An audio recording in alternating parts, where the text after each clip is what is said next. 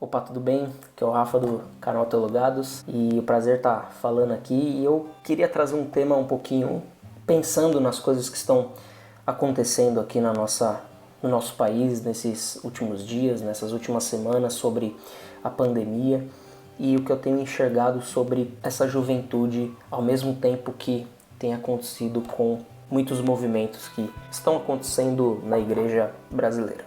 Nós vivemos um tempo cada vez mais, isso é fato não, um momento cada vez mais desprezível da nossa sociedade. E muitos podem achar duro, muitos podem achar que não, mas eu creio na soberania de Deus e eu sei que Deus está por trás de tudo e Ele sabe de todas as coisas. Esse vírus pode ser a mão de Deus pesando sobre o mundo inteiro para de fato olharem e perceberem o quão frágeis nós somos, que um vírus tão microscópico pode fazer com pessoas que se acham tão grandes, tão conhecedoras, né?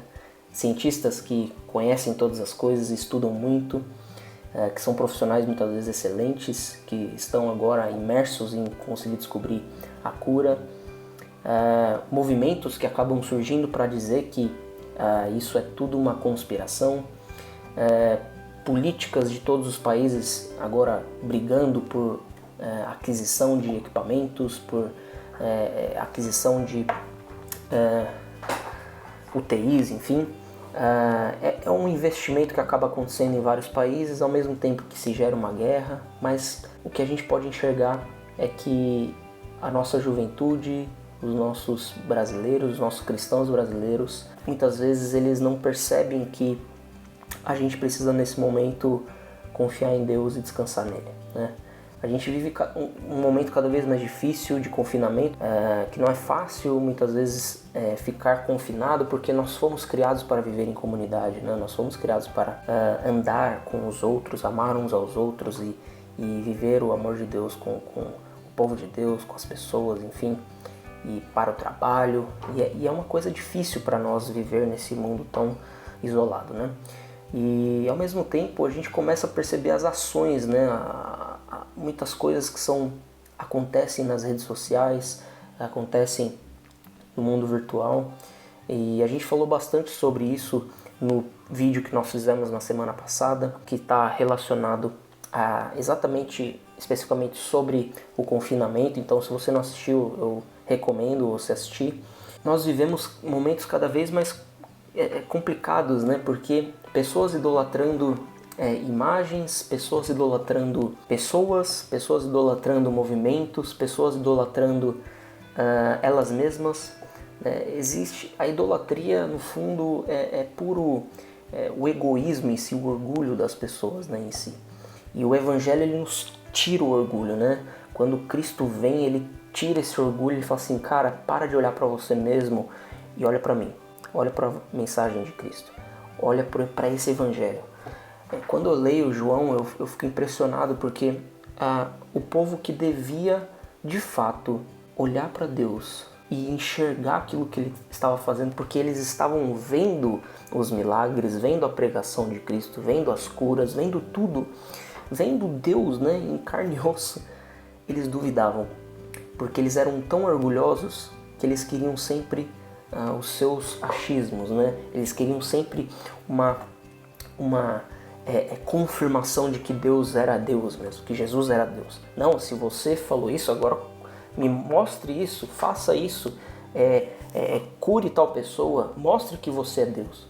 Jesus fala, cara, vocês não estão vendo tudo que eu já estou fazendo? Eu sou Deus, o Pai me enviou e eu estou pelo Pai, e eu sou. E daí quando ele envia o Espírito também, ele fala a mesma coisa, o Espírito é a minha representação.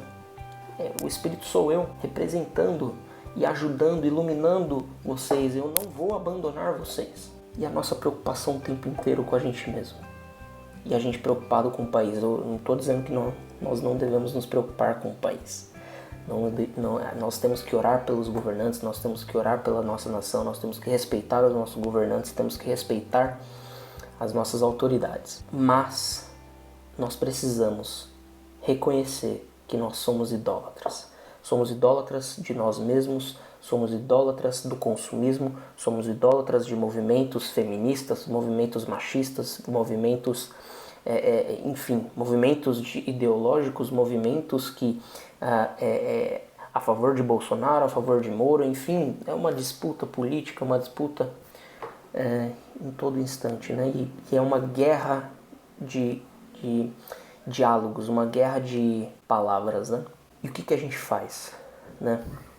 Esse é um grande ponto, que muitas vezes você jovem entra nas redes sociais, entra em algum site, pesquisa, vê notícias e fica incomodado.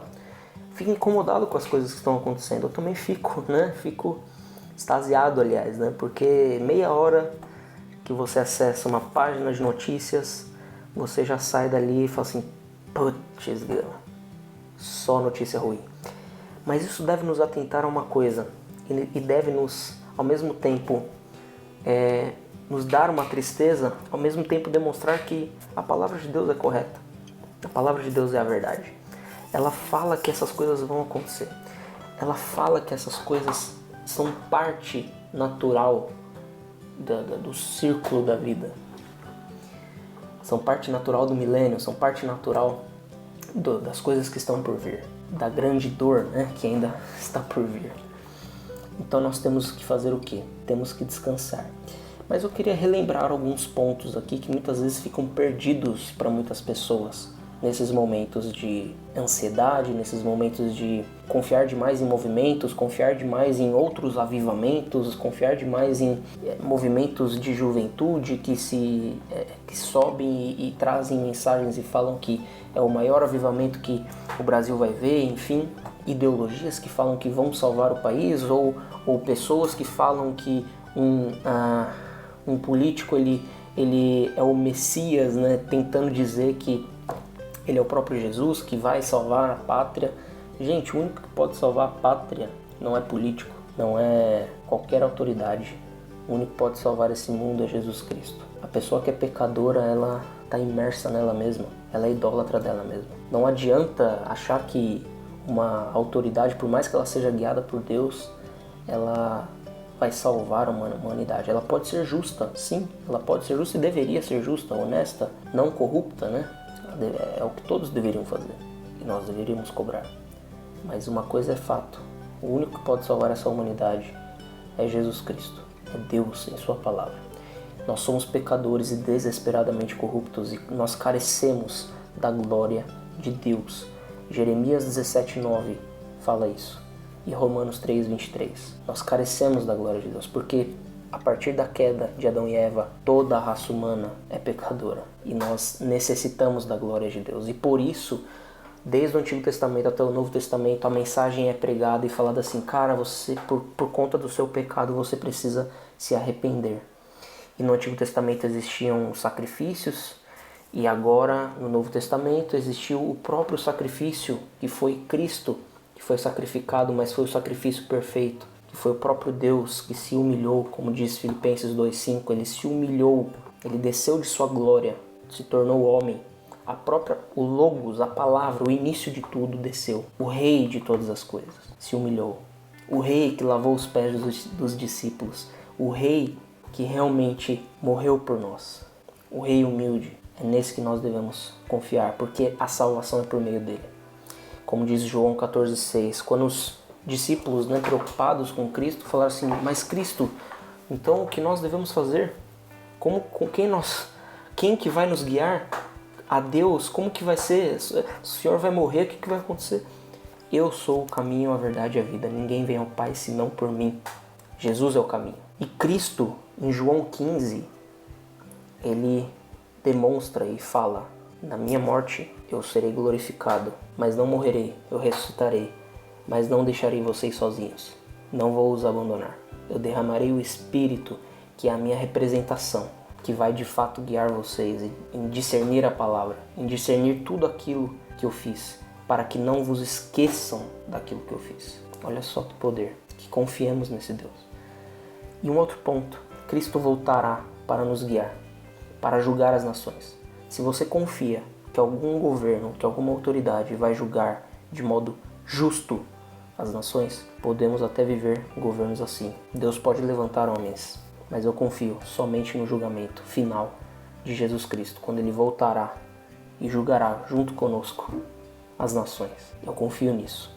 Então, o que você deve fazer? Leia a Bíblia. Ela é a palavra de Deus. Leia ela, confie nela. Outro ponto, deposite as suas incertezas nesse momento, tudo aquilo que você lê, tudo aquilo que você consome no dia a dia. Pare um momento, leia, interprete, saiba analisar cada item, cada notícia, mas pare um momento e reflita. Ore a Deus e lance as suas incertezas nele e confie nas certezas essenciais do Evangelho. Porque muitas vezes a gente prefere confiar muito mais nas nossas incertezas e ficar ansioso, andar preocupado e não descansar nas certezas essenciais, fundamentais, que Cristo garante na sua palavra, que Deus garante em sua palavra. Então confie.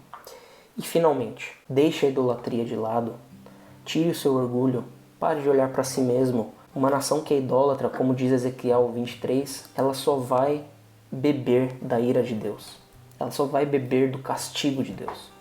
Como diz Ezequiel 23 e 48 e 49, desse modo acabarei com a depravação na terra e meu julgamento servirá de advertência para que outras não sigam o seu mau exemplo.